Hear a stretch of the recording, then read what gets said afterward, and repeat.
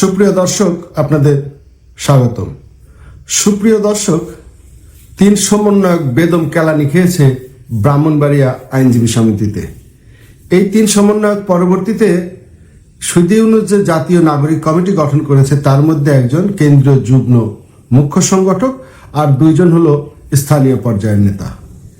ঘটনাটা হলো যে একটা মহিলা নারী নির্যাতনের মামলা করেছে তার স্বামীর বিরুদ্ধে। তা আদালত বলছে এটা মীমাংসা করার জন্য ব্রাহ্মণবাড়িয়া জেলা আইনজীবী সমিতির সাধারণ সম্পাদকের রুমে এই মীমাংসাটা হওয়ার কথা ছিল। তো সেখানে ওই আসামি পক্ষের লোকজন আগে থেকেই আসছে তারা মীমাংসার দিন দরবার করতে। পরে বাদীনি ওই মহিলা সমন্বয়কদের নিয়ে আসছে মস্তানি করার জন্য। তো 3 সমন্বয়ক তাদের লোকজন সহ একটু পরে আসছে আর কি, আসামি পক্ষের লোকজন আগে আসছে আর পরে আসছে এই সমন্বয়করা। তো তারা যে দেরি করে আসার কারণ জিজ্ঞেস করছে, এর মধ্যে তারা পরিচয় দিছে যে আমরা অমুক অমুক, মানে ভাবটাইল তারা মানে দেশের সেরা মস্তান।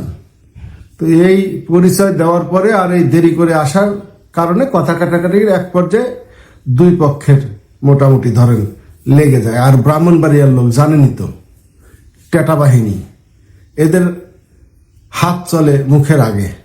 তো শুরু করছে মায়ের। তো 3 জনই ধরেন মোটামুটি ভালোই প্যাদানি খাওয়ার পর হাসপাতালে ভর্তি। 2-1 জনের মনে হয় সেলাই টেলাইও লাগছে। মস্তানি করার স্বাদ মোটামুটি সমন্বয়করা একটু পাইছে।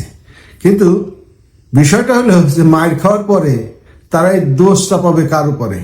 যদিও এই ঘটনাটা ছিল কিন্তু ব্যক্তিগত রেষারেষি, 2 পক্ষের স্বামী আর বউয়ের মামলা, সেখানে আইছে তারা মস্তানি করতে।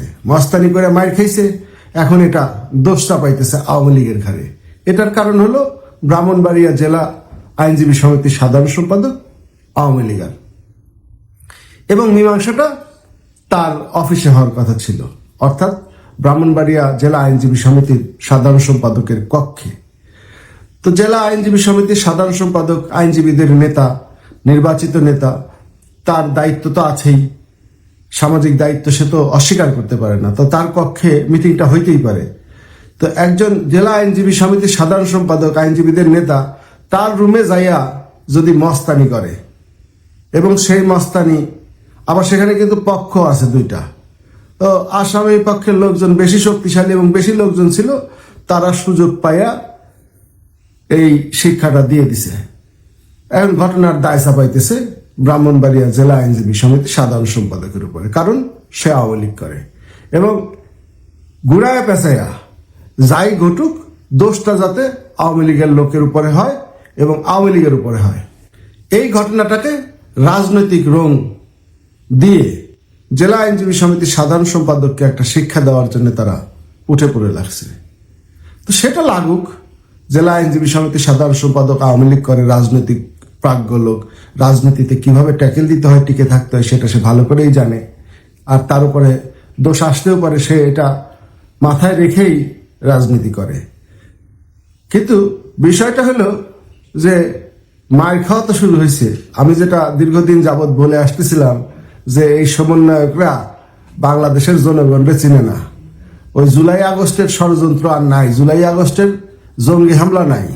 যেখানে যাও সাবধানে যাইও, তোমাদের কপালে শনি আছে, সেটা আমি বহু আগে থেকেই বলে আসতেছি। যেখানে যাবা শনির দশাটা কাটায় কুটায় যাইও, নাইলে এই দশা হতেই থাকবে। হাসপাতালে যাওয়াটা খুব বেশি বড় ঘটনা না, এর চেয়ে বড় ঘটনার জন্য জনগণ অপেক্ষা করতেছে। জনগণ এর চেয়ে বড় বড় পুরস্কার তোমাদেরকে দিবে।